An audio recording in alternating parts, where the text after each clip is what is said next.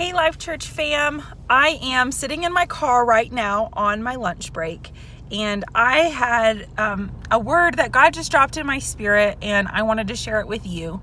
I was actually scrolling through Facebook, and I have seen quite a few posts, and have said this myself actually, that, I'm surviving. They just say, I'm making it, I'm surviving, we're doing okay. And God just really dropped a word in my spirit and just said, Austyn, I called you to thrive, not to survive.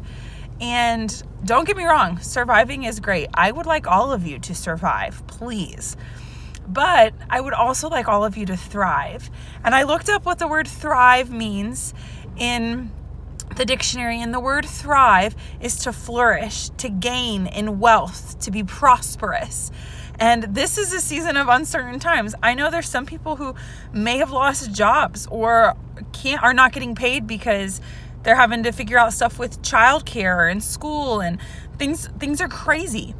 But I just heard God say that we're not to be a people who just survive. We're supposed to be people who thrive in this season.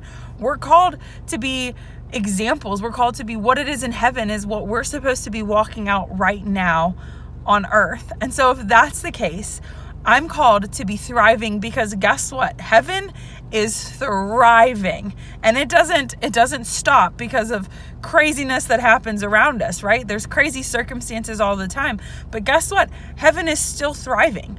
And so I just encourage you, maybe it's just the way you speak, changing your language, of realize I am actually thriving, but it's so easy to get consumed in everything going on around us that our language changes, and our words have so much power to them that I encourage you to speak life over yourself. This isn't just because of a virus going around. Whether there was a virus or not, we're called to be thrivers. We're called to thrive. I went on and read Psalms 92. I would encourage you to go read it in the Passion Translation. I love that translation. It just comes alive. But in the Passion Translation, in verse 13, it just talks about how there's thriving when you're in the presence of God. There's growth that takes place.